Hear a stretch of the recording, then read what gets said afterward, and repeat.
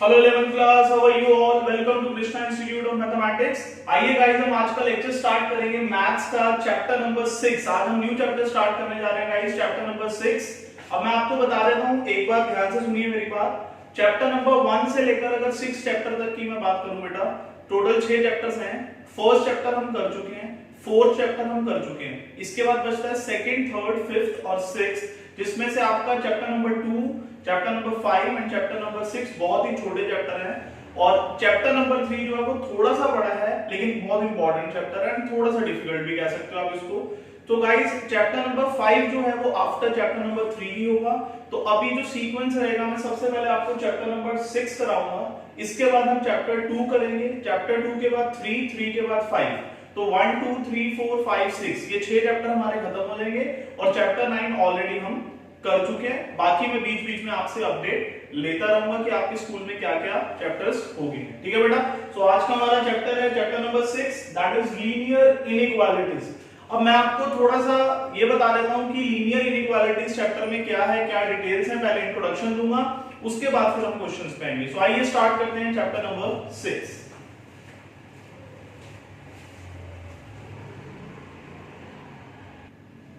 चलिए guys, before starting the question, सबसे पहले हम समझते हैं कि इस चैप्टर का जो नाम है लीनियर इनइक्वालिटी, इसका मतलब क्या है। गाइस, अभी तक 10th क्लास तक आपने जब भी पढ़ा है तो लीनियर इक्वेशंस पढ़ा है। क्या पढ़ा है? Linear equations. लीनियर का मतलब होता है जिसकी डिग्री 1 हो, और इक्वेशंस का मतलब होता है जहां इक्वल का साइन हो। अब वेरिएबल्स हमारे ऊपर होते हैं कि चैप्टर में क्या दिया हुआ है। जैसे अगर इन 2 वेरिएबल्स लिखा हुआ है, सपोज कीजिए इन 2 वेरिएबल्स लिखा हुआ है, तो वो 2 वेरिएबल्स क्या हो जाते थे? x और y। तो अगर इसका एक एग्जांपल समझे हम, तो 3x + 5y = 15। अब पहली बात, यहाँ इक्वल का साइन है तो ये एक इक्वेशन होगी। x और y दोनों की पावर 1 है तो ये लीनियर होगी, मतलब इसकी डिग्री 1 होगी। और ओवरऑल ये क्या है? 2 वेरिएबल्स यूज हो रहे हैं, x और y, तो इसलिए इसको हम क्या बोलेंगे? Linear equation in 2 variable. ये तो बात हुई लीनियर इक्वेशन इन 2 वेरिएबल क्या होती है। लेकिन अगर मैं इसको लीनियर इक्वेशन इन 2 वेरिएबल की जगह, गाइस मैं आपको 2 मिनट का बीच में हल्का सा टाइम दूंगा, आप जहां पर भी ठीक लगे पॉज करके जो भी नोट करना चाहो आप कर सकते हैं। ठीक है? तो आपको मैं 1 मिनट के लिए लाभ दे रहा हूं। चलिए, अब अगर हम बात करें इनइक्वालिटी का क्या मतलब है, वो भी लीनियर इनइक्वालिटी। तो लीनियर का मतलब तो अभी भी सेम है, क्या होगा? जिसकी डिग्री 1 हो। और इनइक्वालिटी का मतलब विच इज नॉट इक्वल, जो इक्वल ना हो। और जो इक्वल नहीं होता उसके पास ऑप्शन क्या होता है? या तो वो ग्रेटर देन होता है या वो लेस देन होता है। कभी कभी ग्रेटर देन के साथ इक्वल भी आ जाता है, लेस देन के साथ इक्वल भी आ जाता है। इसको हम पढ़ते हैं ग्रेटर देन, इसको हम पढ़ते हैं लेस देन, इसको हम पढ़ते हैं ग्रेटर देन और इक्वल टू, और इसको हम पढ़ते हैं लेस देन और इक्वल टू। मैं लिख देता हूं यहां, दिस इज ग्रेटर देन और इक्वल टू, और इसको हम बोलते हैं लेस देन और इक्वल टू। समझ में आ गया बेटा आपको? This is greater than, this is less than, this is greater than equal to, और दिस इज लेस देन और इक्वल टू। क्लियर? इन सभी एक्सप्रेशंस को हम क्या बोलते हैं? इनइक्वालिटी। जैसे एग्जांपल के लिए अगर हम लिख लें 3x + 5y > 7, तो ये इक्वेशन बोलेंगे आप इसको या इनइक्वालिटी बोलेंगे? तो आप इसको इनइक्वालिटी बोलेंगे क्योंकि यहां पर इक्वल की जगह ग्रेटर देन या लेस देन का साइन यूज हो रहा है। क्लियर?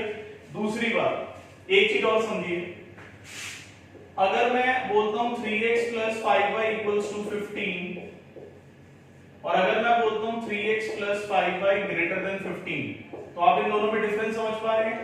ये एक इक्वेशन है और ये एक इनइक्वालिटी है।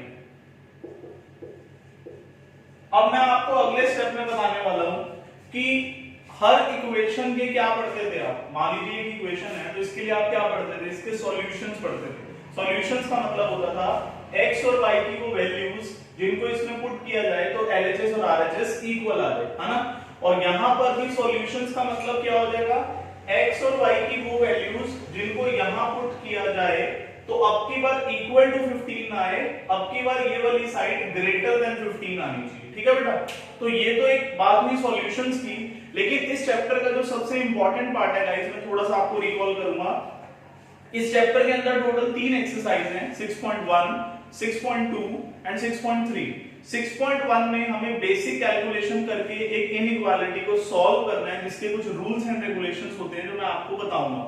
6.2 इज द बेस ऑफ 6.3, यानी कि 6.2 और 6.3 दोनों में ही आपको इनइक्वालिटी को ग्राफिकली सॉल्व करना है, ग्राफ पे सॉल्व करना है। द ओनली डिफरेंस इज कि 6.2 के अंदर सिर्फ एक इनइक्वालिटी दी होगी, यानी कि ग्राफ पे सिर्फ एक ही लाइन बनेगी, लेकिन 6.3 के अंदर सिस्टम ऑफ इक्वेशंस आ जाएगा, मतलब एक ही ग्राफ पे एक से ज्यादा लाइंस हमें ड्रॉ करनी है। लेकिन जब हम 10th क्लास तक किसी इक्वेशन का ग्राफ बनाते थे और 11th क्लास में जब हम किसी इनइक्वालिटी का ग्राफ बनाएंगे, तो इनमें क्या बेसिक डिफरेंस होता है ये समझना बहुत जरूरी है। और एक बात और, ये चैप्टर की जो वेटेज रहती है, वैसे तो 11th क्लास के किसी भी चैप्टर की वेटेज फिक्स नहीं है, सभी स्कूल्स में अलग हो सकता है। स्पेशली अगर मैं बात करूं इस चैप्टर की, तो ये चैप्टर मिनिमम टू मिनिमम 4 या 6 मार्क्स में आता ही आता है, और 95% स्कूल्स के अंदर सिर्फ एक ही क्वेश्चन आता है लास्ट एक्सरसाइज 6.3 से ग्राफ का। कभी कभी किसी स्कूल में क्या होता है कि 6 मार्क्स में एक क्वेश्चन दे दिया ग्राफ का, और जो बची हुई एक्सरसाइज है, क्योंकि 6.2 में से तो कुछ आएगा ही नहीं, मैंने आपको क्या बोला, 6.2 इज द बेस ऑफ 6.3। तो अगर आप ये समझ रहे हैं कि 6.2 का इंडिविजुअली कोई क्वेश्चन आएगा, तो वो तो नहीं आएगा। 6.2 जस्ट एक ट्रेनिंग है 6.3 सिखाने के लिए, तो आप 6.2 तो भूल ही जाओ। अब बचा 6.1, 6.3 और मिसलेनियस। 6.3 में से एक क्वेश्चन कंफर्म आना है आपका 4 या 6 नंबर में, वो तो कंफर्म आएगा, हर स्कूल में आएगा। लेकिन अगर किसी के स्कूल में इसके अलावा कुछ एक्स्ट्रा आ जाए, तो या तो फर्स्ट एक्सरसाइज में से 1 मार्क का क्वेश्चन दे सकते हैं, या फिर मिसलेनियस में कुछ ऐसे क्वेश्चन है जो 2 मार्क्स या 4 मार्क्स में आ सकते हैं। तो इट डिपेंड्स ऑन स्कूल की वो वेटेज को सिर्फ 6 नंबर का ही रखना चाहते हैं 6.3 के लिए, या फिर वो उसको 10 या 11 तक लेके जाना चाहते हैं, या फिर वो उसको 7 या 8 मार्क्स तक रखना चाहते हैं। वो स्कूल डिमांड करता है। बट किसी भी स्कूल के लिए कंफर्म है कि 6.3 का एक क्वेश्चन कंफर्म आएगा, 6 नंबर में आएगा, या कभी कभी 4 नंबर में दे दिया जाता है स्कूल वालों ने। तो ये आपको सीखना है। तो इसीलिए आज का जो टॉपिक है गाइस, वो सीधा मैं स्टार्ट करूंगा 6.3 से, और 6.2 में आपको नहीं करा रहा, क्योंकि 6.3 में जो बेसिक मैं आपको बताऊंगा वो सारा का सारा 6.2 में यूज हो जाएगा। क्लियर है? तो 6.3 बेसिकली है क्या, आइए उस पर बात करते हैं।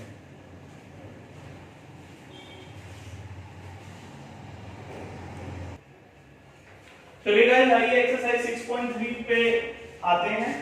और इस 6.3 में एक कॉमन हेडिंग आप अपनी बुक्स में पढ़ सकते हैं, लिखा होगा solve the following system of linear inequalities graphically. यानी कि आपको हर क्वेश्चन में एक से ज्यादा लीनियर इनइक्वालिटीज गिवन होगी, आपको उनको ग्राफिकली सॉल्व करना है। लेकिन ग्राफिकली सॉल्यूशन का मतलब क्या होता है, that is very important thing. अगर आपका बेस ही यहां पर नहीं बन पाया, तो फिर आपको ये मतलब रट्टे के लिए तो समझ में आ जाएगा कि आप क्वेश्चन करके आ जाओगे, लेकिन लॉजिकली समझ में नहीं आएगा। तो सबसे पहले मैं आपको इसका एक इंट्रोडक्शन दूंगा, और उस इंट्रोडक्शन के बाद फिर हम क्वेश्चंस की बात करेंगे। तो सबसे पहले हम ये समझ लेते हैं कि ग्राफिकली सॉल्यूशंस का मतलब क्या होता है। वैसे तो मैं हर बार 10th क्लास में भी इंट्रोडक्शन देता हूं कि ग्राफिकल सॉल्यूशन क्या होता है, तो जो मेरे स्टूडेंट्स हैं उनको ऑलरेडी पता होना चाहिए ग्राफिकल सॉल्यूशंस मैं कैसे समझाता हूं। लेकिन 11th क्लास में इनइक्वालिटी के सॉल्यूशंस भी आ गए, तो मैं दोनों में एक कंपैरिजन बताऊंगा आपको। ठीक है बेटा? सबसे पहली बात, अगर मैं इसको 2 पार्ट में डिवाइड करूं, एक इक्वेशन में और एक इनइक्वालिटी में, तो दोनों में कहां डिफरेंस आने वाला है ये हम समझेंगे इस बात को। इक्वेशन की अगर मैं बात करूं गाइस, तो मान लीजिए आपका एक ग्राफ है, आप सभी को पता होगा ये x है, ये x डैश है, दिस इज y डैश। इसको हम बोलते हैं कार्टेशियन प्लेन। क्या बोलते हैं? Cartesian plane. और कार्टेशियन प्लेन में क्या पाया जाता है? बहुत सारे पॉइंट्स, हर जगह पॉइंट ही पॉइंट। समझ में आ रहा है आपको? हर जगह पॉइंट ही पॉइंट है, और हर पॉइंट की एक वैल्यू होती है। जैसे मान लो इसमें x 3 है और y 5 है, इस पॉइंट के कोऑर्डिनेट्स क्या हैं? मान लो 3,5 है, तो इसका मतलब x 3 है और y 5 है। ठीक है, ये क्लियर है आपको? अब अगर मैं बोलता हूं कि मुझे ग्राफिकली सॉल्व करना है किसी लीनियर इक्वेशन को, अभी हम पहले बात किसकी करेंगे? लीनियर इक्वेशन को। जैसे मान लीजिए एक इक्वेशन है x + y = 5। मैं इसको क्या करना चाहता हूं? ग्राफिकली सॉल्व करना चाहता हूं। अगर मैं अभी इसमें से ग्राफिकल वर्ड हटा दूं, सिर्फ सॉल्यूशन की बात करूं, तो आप सभी को पता है x plus Y equal to 5 के सॉल्यूशन का मतलब x और y की ऐसी वैल्यूज जिनको पुट करने पे LHS और RHS इक्वल आ रहे हैं। जैसे मान लो मैंने x को 2 y को 3 पुट करा तो 2 + 3 4 आ गया। x को मैंने 4.1 और y को मैंने 0.9 पुट करा तो 5 आ गया। इन दोनों को प्लस करके इसका मतलब 4.1, 0.9 की इसका क्या है सॉल्यूशन। और अगर मैं इन्हीं सॉल्यूशंस को वहां ढूंढ रहा हूं ग्राफिकली तो मैं सबसे पहले इसका ग्राफ बनाऊंगा और इसका ग्राफ कैसा बनेगा, एक स्ट्रेट लाइन बनेगा और मैं इसके ऊपर लिख दूंगा x + y = 5। ग्राफ कैसे बनाते हैं ये सभी को आता है, 10th क्लास तक सभी को पता है। अब हुआ क्या गाइस, ये जो कार्टेशियन प्लेन था इस लाइन का जैसे ये ग्राफ बना जो कि एक स्ट्रेट लाइन की फॉर्म में है तो इससे क्या हुआ, इस कार्टेशियन प्लेन पे जितने भी पॉइंट्स थे ना जो मैंने आपको अभी दिखाए थे वो 3 कैटेगरी में डिवाइड हो गए। कितनी कैटेगरी में, 3। एक वो सारे पॉइंट जो ऑन द लाइन आ रहे हैं, इस लाइन के ऊपर बहुत सारे पॉइंट होंगे ना, इनफाइनाइट पॉइंट्स होंगे। एक वो सारे पॉइंट जो इस लाइन से इस साइड होंगे, मतलब इस तरफ होंगे, जहां मैंने एरो लगाया ना मतलब इस डायरेक्शन में होंगे। और एक वो सारे पॉइंट्स जो लाइन की इस डायरेक्शन में होंगे। और ये ग्राफ तो मैंने छोटा सा बनाया लेकिन कार्टेशियन प्लेन तो कितना भी बड़ा बना सकते हैं, है ना। और अगर मैंने उस कार्टेशियन प्लेन पे एक लाइन ड्रॉ कर दी जिसकी इक्वेशन मुझे पता थी और मैं ढूंढ रहा हूं इसके सॉल्यूशन जो कि ग्राफिकली होने चाहिए, ग्राफ पे दिखने चाहिए, तो हुआ क्या, सॉल्यूशन का मतलब है इस कार्टेशियन प्लेन पे कुछ ऐसे पॉइंट्स का कलेक्शन जो इस लाइन को सेटिस्फाई करे। तो जैसे ही मैंने इसका ग्राफ बनाया, जो इस कार्टेशियन प्लेन पे टोटल पॉइंट्स थे वो 3 कैटेगरी में डिवाइड हो गए। एक वो पॉइंट्स जो ऑन द लाइन आ रहे हैं, एक इस साइड पे आ रहे हैं और एक इस साइड पे। तो सॉल्यूशन वो होंगे जो इस लाइन को सेटिस्फाई करेंगे, यानी कि इसका मतलब वो पॉइंट जो इस लाइन के ऊपर आ रहे हैं वही इसका सॉल्यूशन है। तो यानी कि इक्वेशन में क्या होता है, अगर हम सिंपली एक ग्राफ पे लाइन ड्रॉ कर देते हैं तो यही इसका क्या होता है, सॉल्यूशन होता है। क्यों, क्योंकि जितने भी पॉइंट ऑन द लाइन आ रहे हैं वो सारे पॉइंट आप इस इक्वेशन में जब पुट करेंगे x और y की वैल्यू के लिए तो हमेशा LHS और RHS इक्वल आएगा। लेकिन अगर आप इस साइड का कोई भी पॉइंट उठा के इसमें पुट कर लो या इस साइड का कोई भी पॉइंट उठा के पुट कर लो, कभी भी इक्वल नहीं आने वाला। सिर्फ और सिर्फ किन पॉइंट्स पे इक्वल आएगा, वो सारे पॉइंट्स जो ऑन द लाइन आ रहे हैं। सबसे पहले इस कॉन्सेप्ट को अच्छे से समझो जो मैं बोल रहा हूं। इतना समझ में आ गया? तो यानी कि सॉल्यूशन ऑफ इक्वेशन का मतलब होता है all those points that lie on the graph of this line। अब आपने ऐसा पढ़ा होगा 10th क्लास तक कि कभी-कभी हमें दो लाइंस दे देते थे, x + y = 5 दे दिया, 2x + y = 5 दे दिया। अब जब हमने इसका ग्राफ बनाया तो ऐसी लाइन आ गई, इसका ग्राफ बनाया तो मान लो ऐसी लाइन आ गई, सपोज करो, ठीक है बेटा, ऐसी लाइन आ गई। तो अब क्या हुआ, जितने भी पॉइंट्स इस लाइन के ऊपर आ रहे हैं वो इसका सॉल्यूशन है, जितने भी पॉइंट इस लाइन के ऊपर आ रहे हैं वो इसका सॉल्यूशन है। लेकिन उसने हमें कहा solve the system of equation. System of equation का मतलब होता है इसका मिला जुला सॉल्यूशन बताओ। तो इसका मिला जुला सॉल्यूशन वो होगा वो पॉइंट जो इस लाइन पे भी आ रहा है और इस लाइन पे भी आ रहा है। तो आपने देखा इस लाइन और इस लाइन पे कॉमन पॉइंट एक ही आ रहा है, इसको हम बोलते थे यूनिक सॉल्यूशन 10th क्लास के अंदर। और अगर ये दो लाइंस पैरेलल होती तो इसके पॉइंट्स अलग होते, इसके पॉइंट्स अलग होते, दोनों में से कोई कॉमन पॉइंट हो ही नहीं सकता था। तो इसको हम क्या बोलते थे, नो सॉल्यूशन। और अगर ये दोनों लाइंस एक के ऊपर एक होती, ये लाइन पहली होती और यही लाइन दूसरी भी होती, तो ये कोइंसाइड करती, तो इसका मतलब इनके सारे पॉइंट्स कॉमन होते क्योंकि दोनों लाइन एक के ऊपर एक है। तो इसके कितने सॉल्यूशन हो जाते, इनफाइनाइट मैनी सॉल्यूशन। ये सब आपने 10th में पढ़ा होगा, है ना। लेकिन इसका डीप कॉन्सेप्ट आप अपने अंदर स्टोर कर लीजिए जो कि ग्राफ से रिलेटेड है कि ग्राफ पे सॉल्यूशन का मतलब क्या है। सबसे पहले ग्राफ क्या है, इट इज अ कलेक्शन, इसको हम कार्टेशियन प्लेन बोलते हैं, and it is a collection of so many points. और सॉल्यूशन ऑफ इक्वेशन का मतलब कि उस collection of so many points में से जब हम उस लाइन का ग्राफ बनाएंगे तो जितने भी पॉइंट ऑन द लाइन आ जाएंगे वो सारे इसके सॉल्यूशंस हैं। ये तो बात होगी इक्वेशन की, इसकी इक्वेशन की। अब थोड़ा सा कॉन्सेप्ट हम समझेंगे इनइक्वालिटी का। तो गाइस अगर आप कुछ भी नोट करना चाहें प्लीज नोट कर लीजिए, मैं आपको टाइम दे रहा हूं।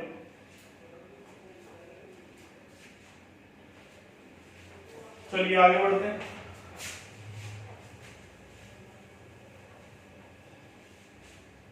अब थोड़ा सा समझते हैं इनइक्वालिटी।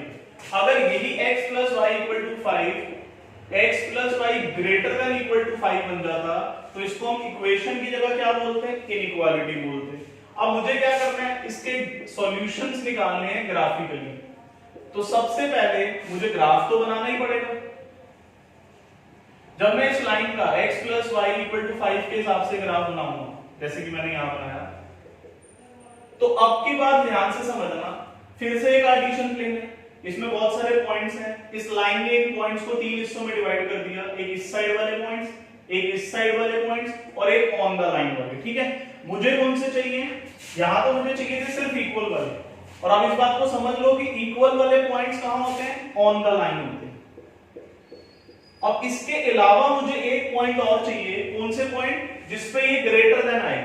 अब वो वाले पॉइंट्स कहां पर होंगे, मैं कैसे ढूंढूंगा, इधर भी बहुत सारे पॉइंट है, इधर भी बहुत सारे पॉइंट है। हो सकता है यहां का एक पॉइंट हो जो ग्रेटर देन करता हो सकता है एक पॉइंट यहां का हो जो ग्रेटर देन करो, फिर एक यहां हो, फिर एक यहां हो, तो मुझे पता कैसे लगेगा। तो गाइस आपको ये समझना पड़ेगा कि मैथ्स के अंदर ये जो ग्राफिकल सिस्टम होता है ना, ये हौश पौश नहीं होता, ये मिक्सिंग नहीं होती इसमें, ये इतना सिमेट्रिकल तरीके से बनता है। कैसे, सुनिए मैं क्या कह रहा हूं। जैसे ही हमने x + y = 5 का ग्राफ बनाया, तो जितने भी पॉइंट ऑन द लाइन थे वो तो इसको सेटिस्फाई करेंगे, किसके लिए, इक्वल के लिए। मतलब इसके ऊपर का कोई भी पॉइंट आप पुट करोगे x और y में तो हमेशा = 5 आएगा। लेकिन इस लाइन की वजह से जो दो पार्टीशन बन गए, इधर और एक इधर, तो ये बिल्कुल भी आपस में मिक्स नहीं करने वाले। अगर यहां वाले पॉइंट्स पुट करके ग्रेटर देन आ रहा है तो सब पे आएगा ग्रेटर देन, किसी पे भी लेस देन नहीं आ सकता। और अगर यहां वाले पॉइंट में से किसी भी एक पॉइंट को इसमें पुट करके लेस देन आ रहा है तो फिर ग्रेटर देन नहीं आ सकता। और अगर यहां ग्रेटर आ रहा है तो यहां लेस देन हो जाएगा, यहां लेस देन है तो यहां ग्रेटर देन हो जाएगा। समझ आ रही बात। यानी कि इस लाइन ने इस प्लेन के 3 हिस्से कर दिए पॉइंट्स की लैंग्वेज में। एक वो पॉइंट जो ऑन द लाइन आ रहे हैं, एक वो पॉइंट जो एक साइड आ रहे हैं लाइन के, वो पॉइंट जो लाइन के दूसरी साइड आ रहे हैं। जितने भी पॉइंट्स ऑन द लाइन आ रहे हैं उनको पुट करके =5 आ जाएगा। जितने भी पॉइंट एक साइड में आ रहे हैं उनमें से या तो ग्रेटर आएगा या लेस देन आएगा। और अगर इधर से ग्रेटर आएगा तो बाय डिफॉल्ट इधर से लेस आएगा, अगर इधर से लेस देन आएगा तो बाय डिफॉल्ट उधर से ग्रेटर देन आएगा। ठीक है बेटा। अब आपके मन में 2 क्वेश्चन आएंगे। पहला ये, हमें ये कैसे पता लगेगा कि किस साइड के पॉइंट में ग्रेटर आएगा और किस साइड के पॉइंट में लेस देन आएगा। तो ये हम पुट करके एक पॉइंट लेते हैं जनरल, जैसे मान लो मैं इस साइड को चेक कर रहा हूं, तो मैं इस साइड में से कोई भी एक रैंडम पॉइंट उठा सकता हूं और उस पॉइंट को इस लाइन में पुट करूंगा। वो जो नंबर आएगा वो या तो 5 से बड़ा आ रहा होगा या 5 से छोटा आ रहा होगा। तो इससे मुझे पता लग जाएगा कि किस साइड का पॉइंट है जो ग्रेटर देन 5 शो करेगा या लेस देन। अब मान लीजिए आपने ये वाला पॉइंट पुट करा और ये वाला पॉइंट पुट करके ग्रेटर देन 5 आ गया। कितना आ गया, मान लो ग्रेटर देन 5 आ गया सपोज। ठीक है बेटा। अब इसको पुट करके अगर ग्रेटर देन 5 आ गया तो मतलब आपको ये पता लग गया कि इस साइड में जितने भी पॉइंट्स हैं उन सभी पे ये इक्वेशन ग्रेटर देन 5 बनेगी। ठीक है। अब मैं लेकिन ग्राफ पे ये बात कैसे समझाऊं भाई, किसी को देख के कैसे पता लगेगा कि इधर वाले पॉइंट्स भी लेने हैं। तो उसके लिए हम क्या करते हैं, शेडिंग करते हैं। क्या करते हैं, शेडिंग। यानी कि हम इस लाइन से पैरेलल लाइंस हल्के हाथ से बिल्कुल इस तरफ खींच देते हैं और ये सारे क्या रिप्रेजेंट करते हैं, ये इसका ये मतलब हुआ कि हमने अब इसका ग्राफ बना दिया। अब किसी ने आपसे पूछा भाई इसके सॉल्यूशंस कहां हैं ग्राफिकली, तो आप क्या कहोगे, एक तो जितने भी पॉइंट्स ऑन द लाइन आ रहे हैं वो इसके इक्वल के हिसाब से सॉल्यूशन होंगे, और जहां हमने शेडिंग करी है जिस तरफ, उस डायरेक्शन की शेडिंग का कोई भी पॉइंट उठा लोगे तो वो ग्रेटर देन होगा। तो इन शॉर्ट इस लाइन का, इस इनइक्वालिटी का जो ग्राफिकल सॉल्यूशन होगा वो क्या होगा, एक लाइन और साथ में एक shading. This is called graphical solution of linear inequality. अब अगर मैं बात करूं एक्सरसाइज 6.2 की, तो 6.2 में बस ऐसे एक ही लाइन दी होगी जैसे मैंने आपके सामने ड्रॉ कर रखी है, और 6.3 में क्या होगा, इसी ग्राफ पे मुझे और लाइंस भी दे देंगे, यानी कि मुझे और लाइंस भी ड्रॉ करनी है और फिर उनका फाइनली कॉमन सॉल्यूशन क्या है वो निकालना है। तो this is the actual concept of graph of linear inequality. समझ में आया आपको? सो जल्दी से अगर आप कुछ नोट करना चाहे तो करिए, और इसके बाद हम सीधा एक्सरसाइज 6.3 के क्वेश्चंस के थ्रू समझेंगे कि ये सब जो हमने लॉजिकली समझा है इसको प्रेजेंट कैसे करना है। आइए स्टार्ट करेंगे।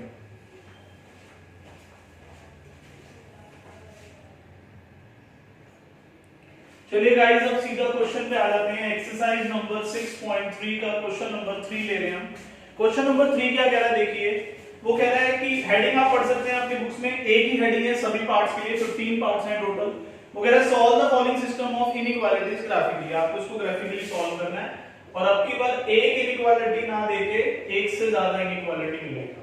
ठीक है बेटा, ये एक इनइक्वालिटी है और ये दूसरी इनइक्वालिटी। आपको इस पूरे सिस्टम को, सिस्टम का मतलब होता है जहां पर एक से ज्यादा इनइक्वालिटी हो उसको सिस्टम बोलते हैं। तो इसको आपको ग्राफिकली सॉल्व करना है। कैसे करना है? अभी तक तो हमने सिर्फ लॉजिकली मतलब सीखा है, लेकिन अब हम बात कर रहे हैं प्रेजेंटेशन की। ठीक है, सबसे पहला काम सॉल्यूशन में आपको क्या करना है, कंसीडर लिख के, क्योंकि आपको इन दोनों का ग्राफ बनाना, ग्राफ बनाने के लिए हमें ना तो ग्रेटर देन चाहिए होता है और ना ही लेस देन, हमें इक्वल चाहिए होता है। तो यहां पर जो सा मर्जी साइन हो आपने इसको इक्वल ले लेना और यहां पर 3x + 4y = 12, दोनों को इक्वल कर दिया और एक एक बॉक्स बना लिए। मिनिमम 2 वैल्यूज तो लेनी है आपको इनके ग्राफ बनाने के लिए, जैसे आप 10th में बनाते हैं। अब वही सब 10th वाला काम करो, लेकिन आप फिक्स कर लो, एक बार x को 0 पुट करो और एक बार y को 0, इससे बहुत जल्दी आंसर आता है। और अगर किसी क्वेश्चन में x को 0 पुट करके या y को 0 पुट करके जो दूसरी वैल्यू है वो बहुत कॉम्प्लिकेटेड आ रही हो, जैसे 17/3 आ जाए, फिर आप अपनी मर्जी के लिए कुछ और पुट कर सकते हैं। लेकिन ज्यादातर केसेस में x 0 और y 0 पुट करके अच्छा आंसर मिल जाए। तो x को 0 पुट कर दो, ये 0 हो गया, तो y कितना आ गया 6, y को 0 पुट कर दो यहां पर, तो x कितना आ जाएगा 3। इस इक्वेशन में x को 0 पुट करो तो y कितना आ जाएगा 4, और 12/4 दैट इज 3। y को 0 पुट करते हैं तो x कितना आ जाएगा 4। ये जो 2 पॉइंट इधर है और 2 पॉइंट इधर, इससे एक लाइन बन जाएगी ग्राफ पे, इससे दूसरी लाइन बन जाएगी। तो ग्राफ तो आपका रेडी हो गया, समझ लो। अब आपको मान लो, मैं एक रफली बता देता हूं, एक लाइन ऐसे आ गई, एक लाइन ऐसे आ गई। अब आपको करना क्या है, इक्वल जहां दिख रहा था आपको इक्वल, उसके हिसाब से तो पॉइंट्स आ गए ऑन द लाइन वाले। अब आपको किसके हिसाब से चाहिए, इसके लिए ग्रेटर देन के हिसाब से चाहिए, शेडिंग एक तरफ होगी। इसके लिए लेस देन के हिसाब से आपको देखना है कि ये वाली साइड है, ये वाली साइड है। और जब वो दोनों साइड की शेडिंग कर दोगे तो आप देखोगे दोनों की शेडिंग ओवरलैप कहां हो रही है, मिक्स कहां हो रही है। तो इसका तरीका क्या होता है गाइस, आप ध्यान से सुनना। मैं पहले आपको किसी एक लाइन के लिए बताता हूं, मान लो ये वाली लाइन है, इस लाइन को आपको पता करना है। तो अब यहां पर हम क्या करते हैं, किसी भी लाइन के लिए जब हमें, मान लो ये वाली लाइन फर्स्ट है और यहां क्या लिखा है ग्रेटर देन, अब या तो ग्रेटर देन इस साइड होगा या ग्रेटर देन इस साइड होगा। तो मैंने आपको बताया हम करते क्या हैं, हम अपनी मर्जी से कोई भी एक साइड चुन लेते हैं और वहां से जनरल कोई भी पॉइंट उठाते हैं x और y का, और इसमें पुट करके देखते हैं कि ग्रेटर देन आ रहा है या लेस देन आ रहा है, मतलब ट्रू आ रहा है या फॉल्स आ रहा है। ठीक है, लेकिन बात होती है कि क्या हर बार हम अपनी मर्जी का कोई पॉइंट उठाएं या हम कुछ पॉइंट्स को प्रेफरेंस दें। तो यहां पर बात आ जाती है प्रेफरेंस की, और प्रेफरेंस किसको दी जाती है, एक ऐसे पॉइंट को जिसके कोऑर्डिनेट दूर से ही सबको पता लग जाते हैं, और वो होता है ओरिजिन। आप लाइन कहीं भी ड्रॉ कर लो, मान लो आपकी लाइन ऐसी है तो भी आपको ओरिजिन दूर से दिख रहा है, मान लो आपकी लाइन ऐसी बन रही है तो भी आपको ओरिजिन दूर से दिख रहा है। तो हम, और ओरिजिन के कोऑर्डिनेट बहुत आसान से होते हैं, 0 0, है ना। तो हम क्या करते हैं, इस 0 0 को, जो x भी 0 है और y भी 0 है, उसको इसमें पुट करके पता लगाते हैं कि ये इसको सेटिस्फाई करेगा या नहीं करेगा। अब मान लो मैंने इसमें x को 0 और y को 0 पुट करा, तो जो भी आया वो ग्रेटर देन 6 आ गया, तो इसका मतलब ये उसको सेटिस्फाई कर रहा है। और अगर मैंने x को 0 और y को 0 पुट करा और जो भी बना वो लेस देन 6 बना, इसका मतलब ये उसको सेटिस्फाई नहीं कर रहा। अगर ये उसको सेटिस्फाई करेगा तो शेडिंग इस तरफ हो जाएगी, अगर ये इसको डिससेटिस्फाई करेगा तो शेडिंग इसकी ऑपोजिट साइड हो जाएगी। अब इसको करते कैसे और लिखते कैसे वो हमें समझना है, तो आइए बात करते हैं। तो स्टेप बाय स्टेप समझिए। सबसे पहला स्टेप, दोनों को इक्वल लेके उनकी वैल्यूज वाला बॉक्स बनाना है। उसके बाद ठीक इस बॉक्स के नीचे आपको ये वाली इनइक्वालिटी दोबारा से लिखनी है उस साइन के साथ जो यहां दिया हुआ है, और यहां पर इसको, और अब हम इसमें पुट हमेशा क्या करेंगे, x को और y को दोनों को क्या पुट करना है 0, इसमें भी और इसमें भी, और इसको हम बोलते हैं टेस्टिंग पॉइंट। ये क्या है हमारा टेस्टिंग पॉइंट। और प्रेफरेंस हमें सबसे पहले किसको देनी पड़ती है, ओरिजिन को, यानी कि 0 0 को। हम 0 0 को सबसे पहली प्रेफरेंस देते हैं, लेकिन आप धीरे धीरे आगे बढ़ोगे तो सीखोगे कि कुछ क्वेश्चंस ऐसे आएंगे जहां पर इसकी प्रेफरेंस खत्म हो जाएगी, फिर हम नेक्स्ट प्रेफरेंस किसी और को देंगे। किसको देंगे वो बात की बात है, अभी हम डिस्कशन भी करेंगे। लेकिन अभी के लिए आप ये मान के चलो कि जो हमें टेस्टिंग पॉइंट चाहिए होता है ये पता लगाने के लिए कि किस साइड लाइन की शेडिंग होगी वो हम प्रेफरेंस किसको देते हैं, ओरिजिन को। तो हमने दोनों में x और y को 0 0 पुट करा, इसमें पुट करो ये भी 0 ये भी 0, तो 0 ग्रेटर देन 6 आया, इसमें पुट करो 0 0, तो ये पूरा 0 बन गया, 0 लेस देन 12। अब मुझे बताओ 0 ग्रेटर देन इक्वल टू 6, इस बात को आप ट्रू कहोगे या फॉल्स? 0 बड़ा है 6 से, ऑब्वियसली फॉल्स, तो आपने यहां लिखा फॉल्स। और 0 लेस देन इक्वल टू 2, 0 12 से या तो छोटा है या उसके बराबर है, तो आप कहोगे सर 0 12 के बराबर तो नहीं है, बिल्कुल नहीं है, लेकिन 0 12 से छोटा तो है। जहां पर भी ऐसा साइन लगा होता है इसका मतलब ये होगा तो भी सही, ये होगा तो भी सही, दोनों में से एक सही होना चाहिए। तो या तो 0 12 से छोटा होना चाहिए या 0 12 के इक्वल होना चाहिए, तो आप कहोगे 0 12 से छोटा है, मतलब ये ट्रू माना जाएगा। क्या माना जाएगा? ट्रू। अब ये जो फॉल्स आया वो क्या पुट करने पे आया? 0 0, और 0 0 को हम क्या बुलाते हैं? ओरिजिन। तो आप यहां क्या लिखोगे? Therefore shading is away from origin. From origin मतलब कि अब आपकी शेडिंग जहां भी होगी वो ओरिजिन से दूर होगी, ओरिजिन की तरफ नहीं होगी। और अगर ट्रू आ जाए तो आप क्या लिखोगे? Shading is towards the origin. क्या लिखोगे बेटा? Shading is towards the origin, क्योंकि इसमें ट्रू आ रहा है, तो ट्रू का मतलब जिस भी साइड ओरिजिन है शेडिंग उसकी तरफ जाएगी, और फॉल्स का मतलब जिस भी साइड ओरिजिन है शेडिंग उससे अवे जाएगी, दूर जाएगी। समझ में आ गया? अब इन्हीं सारी बातों को हम कहां दिखाएंगे? ग्राफ पे। कैसे दिखाएंगे? आइए, सबसे पहला काम हम इसका एक ग्राफ बनाएंगे, और बिल्कुल वैसे ही बनाएंगे जैसे हम 10th क्लास तक बनाते आए हैं। x dash y y dash 0। उसके बाद आप देखिए इनमें मैक्सिमम पॉइंट क्या दिख रहा है आपको? सबसे बड़ा 6 दिख रहा है, तो 6 तक की मार्किंग कर दी।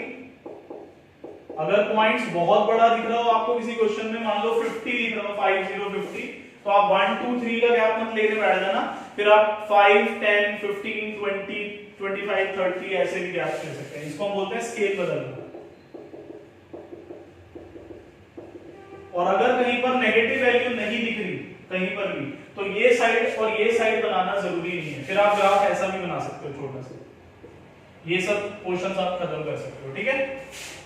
अभी पहला क्वेश्चन है इसलिए मैं ज्यादा चेंजेस नहीं कर रहा, मैं बेसिक लेवल पे ही रख रहा हूं जैसा कि अब तक आप सीखते आए हो। ठीक है बेटा, अब आगे बढ़ते हैं। अब इनके पॉइंट्स पुट करते हैं और लाइन ड्रॉ करते हैं। x0 पे y6 ये पॉइंट आएगा, x3 पे y0 ये पॉइंट आएगा, इसको ज्वाइन कर दो।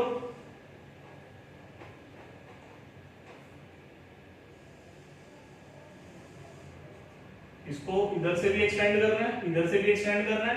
और गाइस एक बात आपको हमेशा याद रखनी है कि जब आप कोई भी ग्राफ बनाएंगे, पहली बार जब आप उसकी लाइन खींचेंगे तो ये लाइन दोनों एक्सिस को पार करते हुए दिखानी है, और दोनों तरफ एरो जरूर दिखाना है, और इसकी जो इक्वेशन है वो जरूर लिखनी है।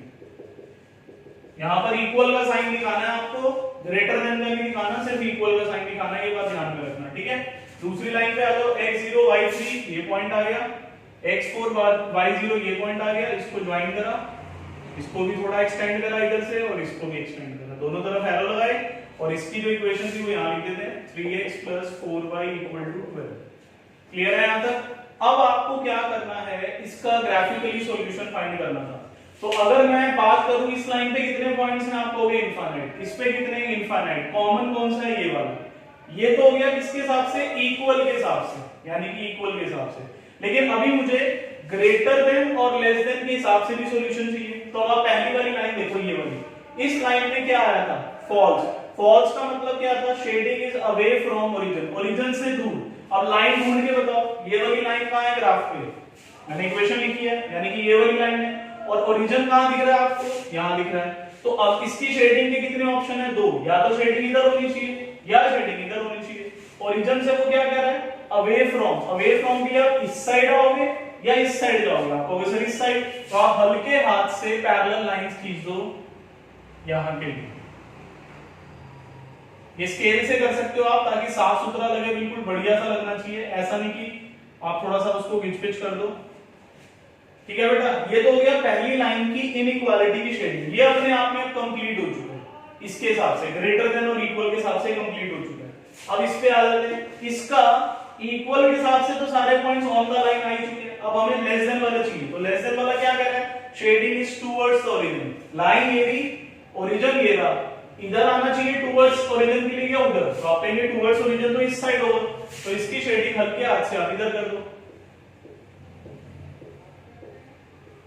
और जैसे ही आप इसकी शेडिंग इधर करेंगे तो अब आपको वो हिस्सा ढूंढना है, वो कॉमन पार्टीशन ढूंढना है जहां पर दोनों की शेडिंग एक दूसरे के साथ मिल रही हो, मिक्स हो रही हो, तो आप कहोगे सर ये वाला हिस्सा, तो इसको आपने क्या करना है, अलग से पेंसिल लेके डार्क कर देना, पूरा फिल कर देना आप इसको, मतलब आपके पेंसिल से ऐसा फीलिंग आना चाहिए भरा हुआ, मैं तो अभी लाइंस खींच रहा हूं ना, लेकिन आप पूरा उसको फिल कर देना, मतलब वो अलग से हाईलाइट होना चाहिए दूर से।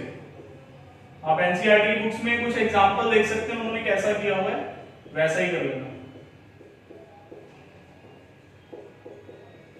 सो ये हमने क्या करा, बेसिकली ग्राफिकली किसी सिस्टम ऑफ इनइक्वालिटी को सॉल्व किया, दिस इज द आंसर। और इस एरिया को जहां पर ये सारी शेडिंग मिक्स होती है हम बोलते हैं, यहां मार्क कर देता हूं, फिजिबल रीजन। फिजिबल रीजन का मतलब जहां पर हमने डार्क शेडिंग करी है, देखो ये पूरा है क्या, कार्टेशियन प्लेन है, और ये कार्टेशियन प्लेन का क्या है, एक छोटा सा पार्ट है जिसके अंदर कुछ पॉइंट्स आते होंगे, तो इसका ये मतलब है कि इस शेडिंग में जितने भी पॉइंट्स आते हैं बिना सोचे उठा लो, उसमें जो एक्स और वाई की वैल्यू है वो इसमें भी पुट करो, इसमें भी, इसको भी सेटिस्फाई करेगी, इसको भी सेटिस्फाई करेगी, समझ में आ गई। लेकिन अगर आप इंडिविजुअल इसकी शेडिंग देख लो तो इस शेडिंग का कोई भी पॉइंट उठा लो वो इसको सेटिस्फाई करेगा, इसके हिसाब से चलोगे, इस शेडिंग को देखोगे तो इंडिविजुअली यहां से कोई भी पॉइंट उठा लो वो इसको सेटिस्फाई करेगा, लेकिन अगर आप इस शेडिंग का कोई भी पॉइंट उठा लोगे तो वो इसको भी सेटिस्फाई करेगा और इसको भी सेटिस्फाई करेगा, समझ में आ गई बात आपको। So that is the base of linear inequality का ग्राफिकल सॉल्यूशन। आई होप आप सभी को समझ में आ रहा होगा, और जल्दी से इसको एक बार नोट डाउन करिए ताकि आपका कॉन्फिडेंस बूस्ट हो।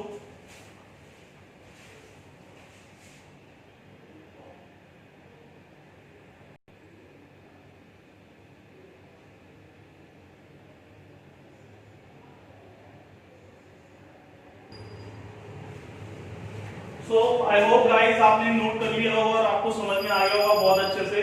अभी 6.3 का जस्ट एक इंट्रोडक्शन दिया मैंने आपको एक क्वेश्चन के थ्रू, अब आप कुछ क्वेश्चन होमवर्क के लिए मार्क कर लीजिए, तो आप इसके बेसिस पे ट्राई कर सकते हैं, और फिर बाकी के क्वेश्चंस हम नेक्स्ट क्लास में स्टार्ट करेंगे। Question number 6, question number 7, question number 11, ये 3 क्वेश्चन मिनिमम ऐसे हैं जो आप इजीली ट्राई कर सकते हैं, और बाकी के कुछ बच्चों से हो सकते हैं कुछ से नहीं, तो मैं आपको नेक्स्ट क्लास में एक्सप्लेन करूंगा 6.3 के question. Till then stay home, stay safe, bye bye, take care.